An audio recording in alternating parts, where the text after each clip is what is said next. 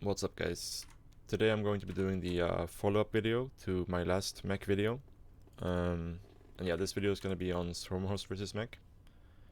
So I'm not going to talk too much about the early game here. And like most of the baseline timings I talked about in my previous video versus Mech. So I recommend you check that out. I'll link to it right here. But yeah, this is basically a video on what you're going to do when you scout that you're playing versus Mech without BCs, because this is the only real time where we can go Swarmhosts versus Mech. And the reason for that is simply just because if we want to play Swarmhost versus Mech and there's BCs, we also need corruptors, and it's simply just too much supply to have everything, because Swarmhosts soak up a lot of supply.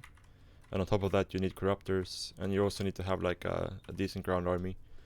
So, yeah, that's the main reason we don't really go Swarmhosts versus BC Mech. But in this case, we defended his early Hellbat attack, and we had a Zergling in his base. We saw the armory. We're not 100% sure that it's Mech yet, but we see more Hellions coming after the Hellbat attack, which is already a big tell. So we're gonna figure out this Mech here fairly soon. And yeah, like I said, as soon as we know it's Mech and we know there's no BC, we're free to just go Swarmhost. So what we're gonna do here is we're just gonna look to go up to about 75 drones for bases, get these gases going. And yeah, just throw an infestation pit with our lair like this. And the only thing we really want to try to find out here is if he's going like pure Cyclone Hellion, because that's the one scenario where we actually don't want to go Swarmhost right away. Because if he is going like pure Cyclone Hellion, we want to stick on Ling, Bane, Ravager, Infestor for a while, and then after we like clear his army one time, then we can remax on Swarmhosts. But otherwise, we're just looking to go into Swarmhosts as fast as possible. So we're gonna see here, it's going back into tanks now. It's pretty normal for Terrans to make like 4 Cyclones from map control with tank like this. So like I'm kind of floating my money here and my larva, even though I have the infestation pit ready. I already get a couple of infestors just for the initial Cyclones. But this is more like of a safety measure in case he goes into mass Cyclone. I get this. But normally you can make do without these infestors initially. That's it's up to you how you want to play it. Anyways, so yeah, I'm kind of floating my larva and my money here, just making sure I have enough supply to make Swarmhost, because I want to wait and see like if there's more Cyclones coming. Because if he was committing to like mass Cyclones, he would be reinforcing this army non-stop with Cyclones. So I'm just kind of being a bit patient here to see what's coming. But as soon as I think that there's not any more Cyclones coming, he's going into tank Mech. I make my Swarmhost. But yeah, like I talked about, if he was just spamming Cyclones here non-stop, not making any tanks, I would just stick on Ravager, Lingbane, Infestor, and then I would try to just get one big fight where I get a flank. Like he's pushing here, I flank from here, I have Infestor coming in Fungal. Like, and once I kill his army one time, then I can remax on Swarmhost. But yeah, in general, versus this is the standard Mech, right, where they just go a couple of Cyclones into tank Mech. Versus this, what I'm doing here is just fine. One option you could do here is just to add a Nidus.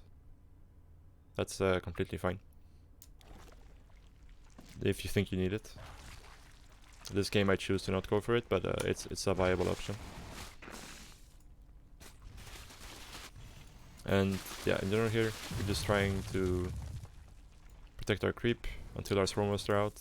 And once our Swarmhosts are out, we're going to be doing what I talked about in the other video. So in the other video I talked a lot about fighting with Ravager Lingbane, and only fighting while you have Lingbane alive, and making sure you don't lose your Ravager Roach Force. So here it's gonna work similarly, but instead of having Lingbane, we're gonna be using locusts. So we're only gonna be fighting when we have locusts attacking their army.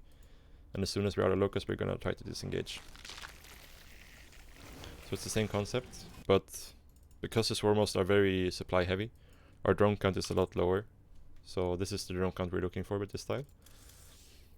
Yeah, around 14, 15, 16 Swarmhosts, it's all fine. You can go higher, but I think at some point it just gets a bit redundant.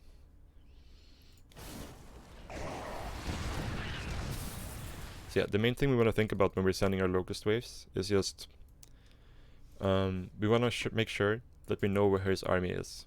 Because let's say I were to go, like let's say I had an Idus and I went here with my Swarmhost, and I send a wave here, and he just moves out at the same time. That means that he gets to cross the map for free, and he will get to like here before I have my next locust wave ready. So it's very important that every locust wave you're going towards where his army is. So if we're going here, we need to check that its army is coming here to defend as well. And if it's not coming here, we need to go back in position, because we always want to be poking at the army with our locust waves. And if we can just kill like 1 or 2 tanks with each wave, we're pretty happy with that. So yeah, here I'm just gonna send in the locust wave like this.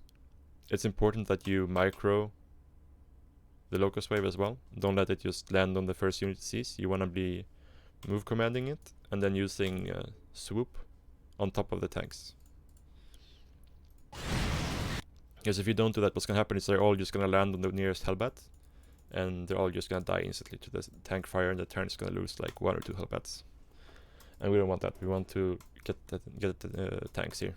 If there's Thors or Cyclones, you can try to go for them, but our main target is tanks. Here we get 1 tank, almost get another. It's not too bad. And yeah, then we just disengage and wait.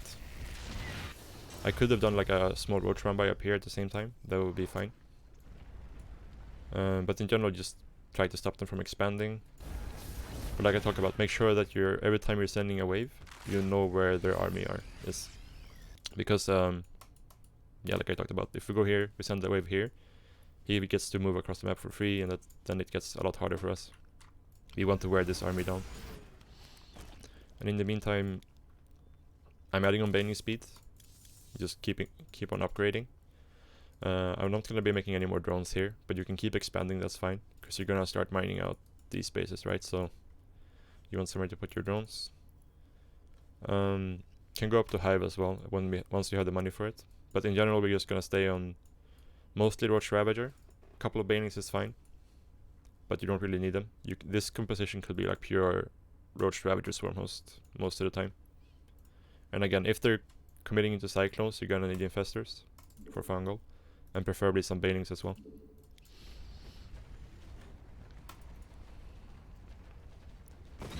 But yeah, we're just going to keep doing the same thing over and over here, where we send our Locust Wave, and we go in with our army at the same time. We micro the Locust Wave.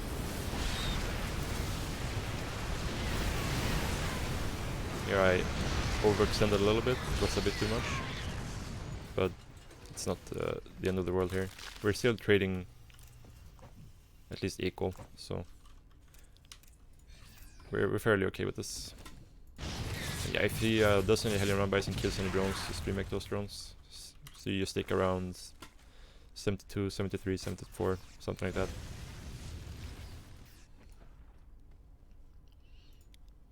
Yeah, in general we're just waiting for this. So same thing, we go in, we micro the Locust Wave. Doing it at the same time with this. Throw some biles. And then we're gonna disengage.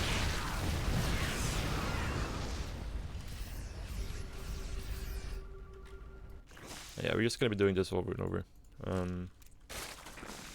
Yeah, so there's nothing really at this point that we're worried about at all. We just wanna make sure we keep trading. Preferably deny these kinds of bases from going up. With just like a small roach force or something like that.